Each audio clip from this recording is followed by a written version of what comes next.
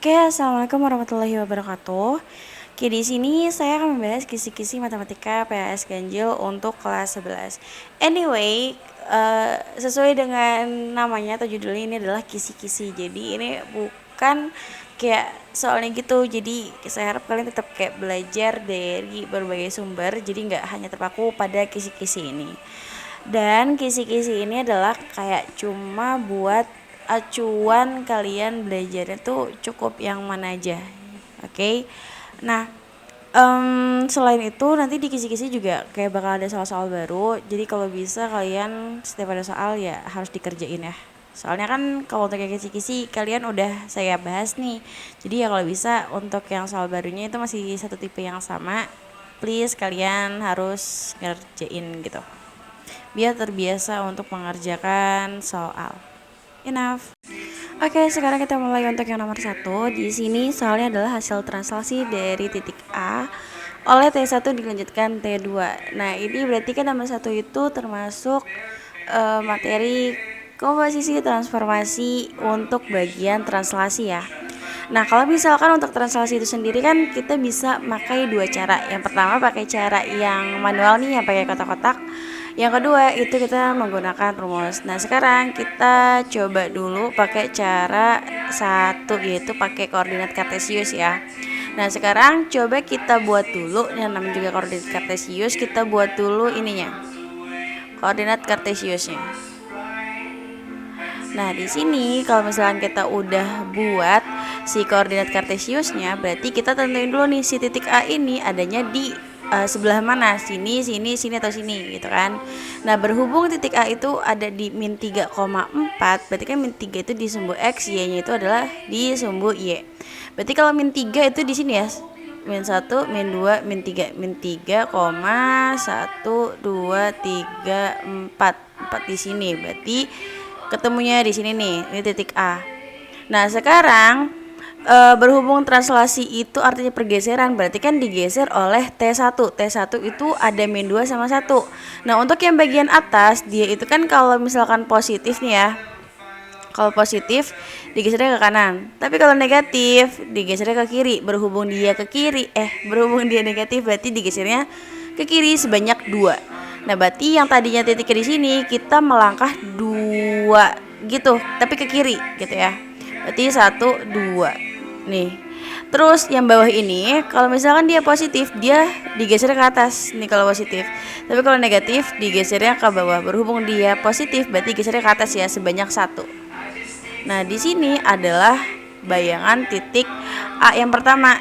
Nah, berhubung di sini dikatakan dilanjutkan T2, berarti yang tadinya selesai sampai sini nih kita lanjutin lagi pergeserannya. Nah, tadi kalau misalkan positif berarti dia digeser ke kanan ya. Berarti yang tadi di sini kita geser lagi ke kanan, 1, 2. Terus min 3 kalau yang bawahnya itu berarti kan karena dia minus digesernya ke bawah sebanyak 3. Berarti 1, 2, 3. Nah, ini adalah hasil translasinya nih, atau si bayangan titik A yang paling terakhir, atau bayangan terakhir atau bayangan kedua. Nah, bayangan kedua itu adanya di sini nih. Sumbu X dulu ya yang kita tulis. Ini kan dia sejajarnya sama si min 3. Berarti min 3, sumbu Y-nya ada di 1, 2 ya. Ini 2 ya. Berarti min 3, 2. Ini adalah hasil bayangan translasinya. Nah, sekarang kita pakai cara 2. Cara 2 itu kan pakai rumus ya. Cara 2 pakai rumus.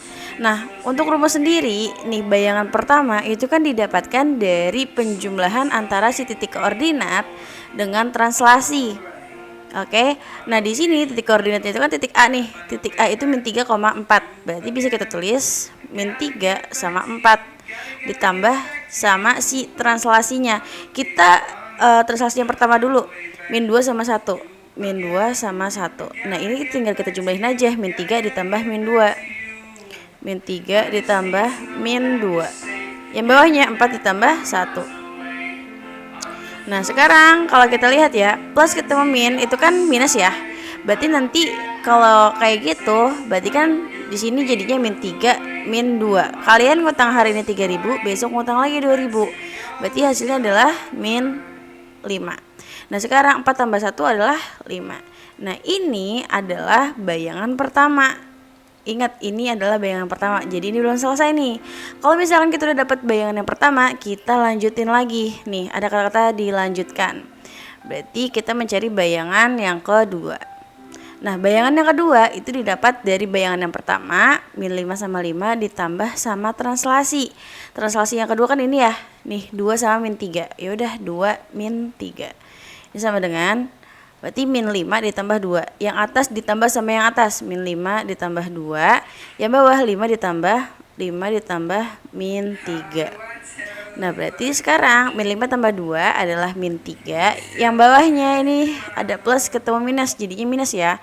Berarti di sini bisa ditulis juga 5 dikurang 3. 5 dikurang 3 adalah 2. Maka ini adalah bayangan terakhirnya. Nah, kalau misalnya kita lihat di sini nih, kalau pakai cara yang kedua kan hasilnya min 3 sama 2 ya. Nah, cara yang pertama juga min 3 sama 2. Berarti ini adalah jawabannya.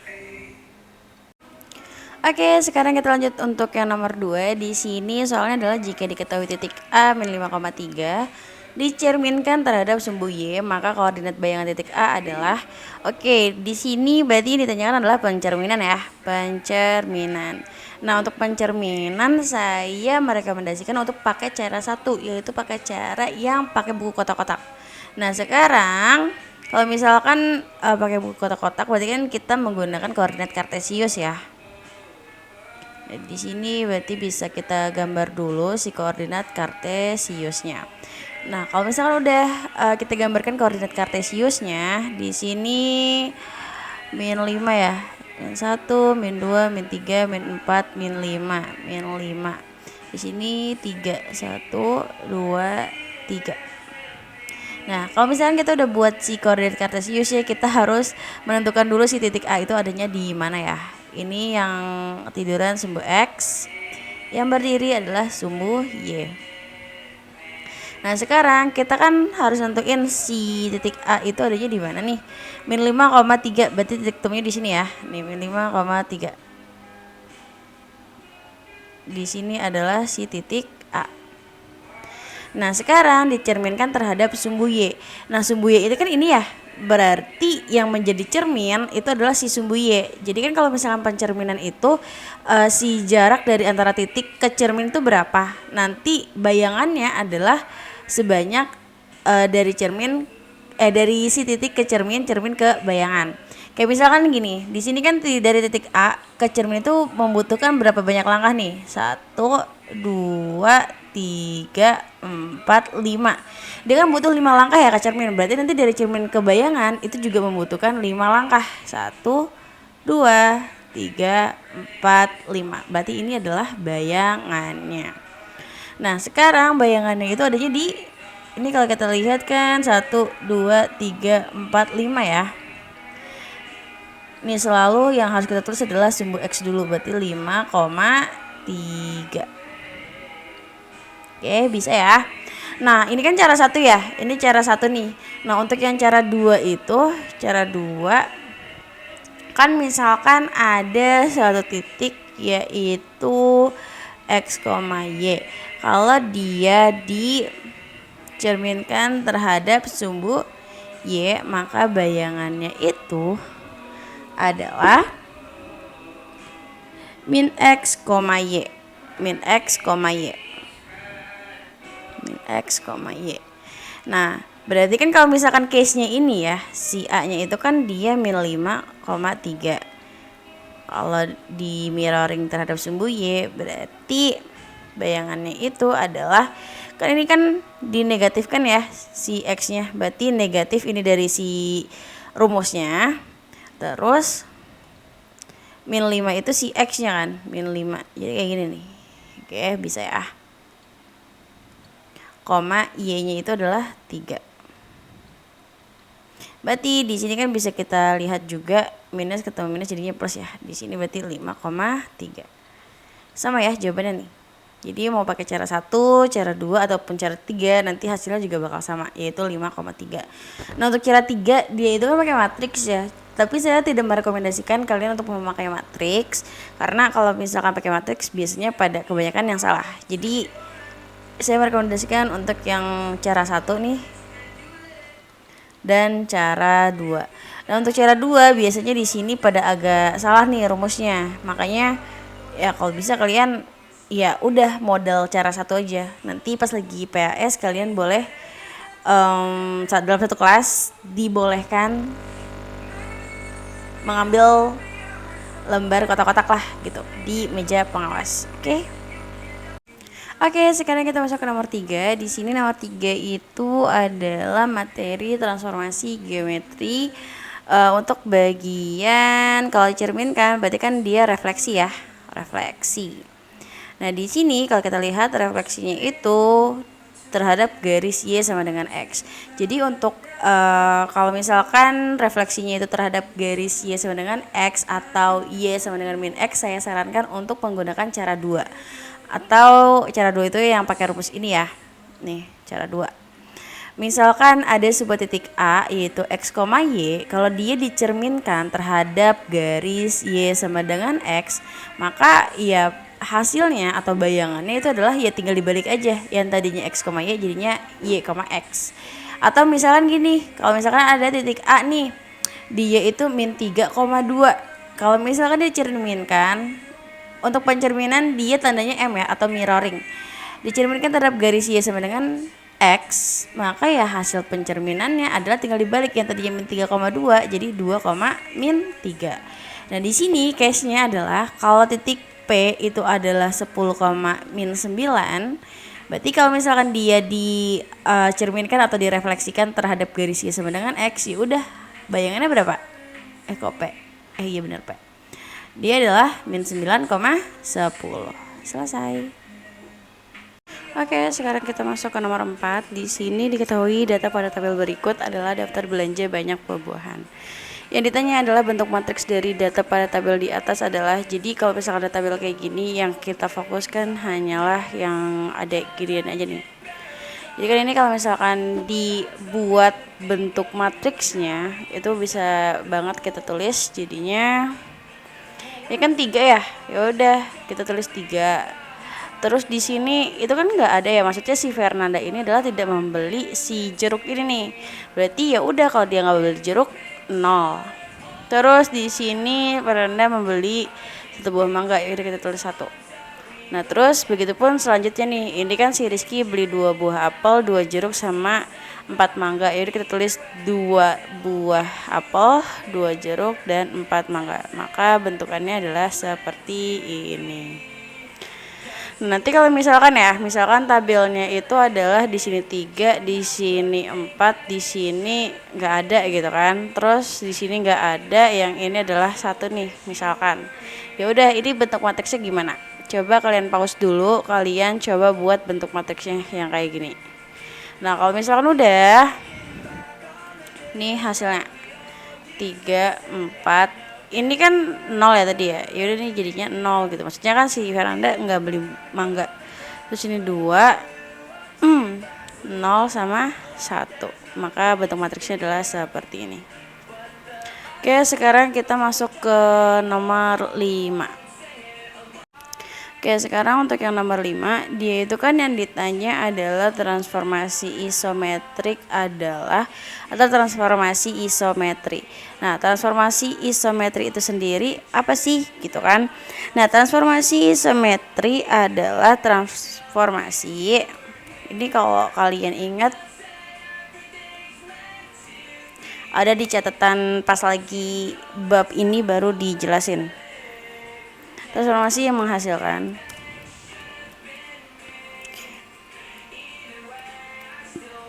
bayangan bangun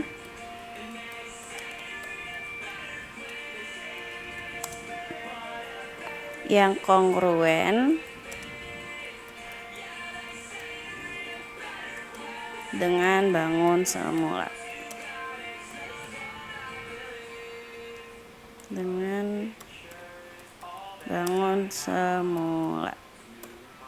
Oke, jadi transformasi isometri itu adalah transformasi yang menghasilkan bayangan bangun yang kongruen dengan bangun semula.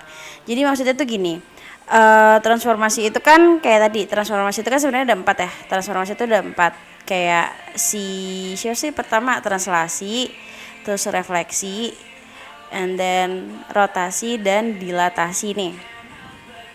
dan dilatasi. Nah, dari keempat ini transformasi isometri tuh nggak semuanya ini. Jadi transformasi isometri itu cuma 3 nih, translasi, refleksi, dan rotasi. Kenapa kayak gitu? Karena kan dari definisi isometrinya itu adalah transformasi yang menghasilkan bayangan bangun yang kongruen. Jadi tuh yang kongruen tuh misalkan gini, ada segitiga yang kayak gini nih gitu kan, misalkan ada segitiga di koordinat kayak gini nih.